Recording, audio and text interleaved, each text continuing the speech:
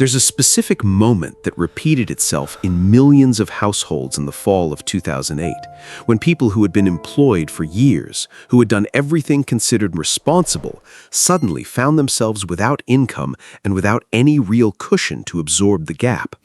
And what separated the households that weathered that period from the ones that didn't wasn't how much they earned before the crisis. It was a much smaller and less glamorous number that almost nobody had been paying attention to until it was too late. My name is Marcus, and this channel breaks down financial concepts using visuals that make the mechanics clear rather than abstract. So if you've ever wondered whether the emergency fund advice you've heard 100 times is actually backed by anything real, sticking around and subscribing will help make that clearer. Most people think an emergency fund is a nice-to-have, something you build once the more exciting parts of a financial plan are already in place, savings as an afterthought rather than a foundation. They're completely wrong, and 2008 is one of the clearest real-world illustrations of exactly why.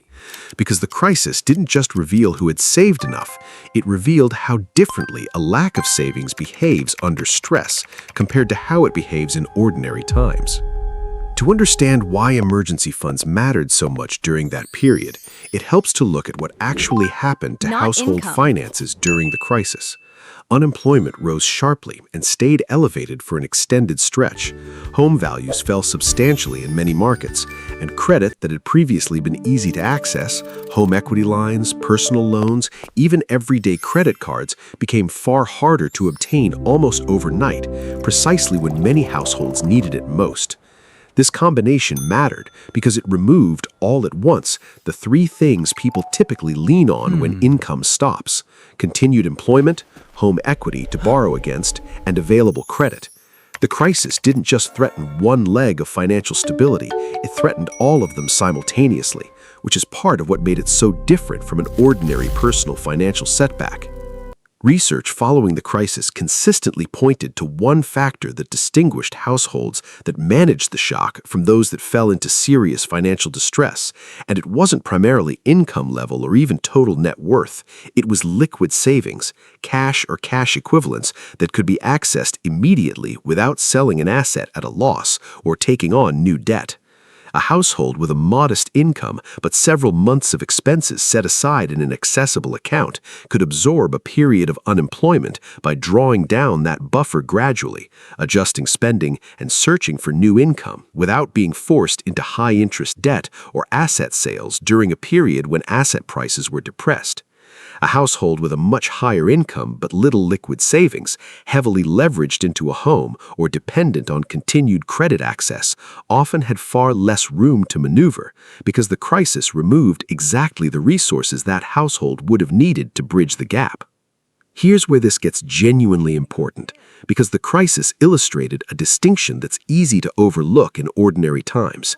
Net worth and liquidity are not the same thing, and under stress, only one of them is actually useful. A household could be on paper financially comfortable, home equity, retirement accounts, valuable assets, and still be in serious trouble during 2008 specifically because those assets weren't liquid. Home equity couldn't easily be converted to cash when home values were falling and credit was tightening, and retirement accounts often came with penalties or simply weren't intended for near-term access. Emergency funds work precisely because they sidestep this problem entirely, sitting outside the investment and asset side of a balance sheet, specifically so they remain usable exactly when other forms of wealth become temporarily difficult to access. A consistent pattern showed up across many households during the crisis. Those without an accessible buffer were forced into decisions that compounded their financial damage, selling investments during a market downturn to cover expenses, which locked in losses that a modest cash cushion could have helped them avoid entirely, or relying on credit cards at high interest rates for basic living expenses, which meant the eventual recovery period included paying down debt accumulated during the crisis on top of simply getting back to a stable income.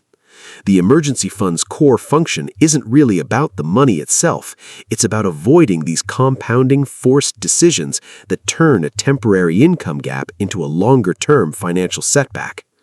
This raises a natural question about how large an emergency fund actually needs to be to serve this function, and the honest answer depends heavily on the specific household, its expenses, its income stability, and the nature of the risks it's most exposed to, rather than a single universal number that applies to everyone identically.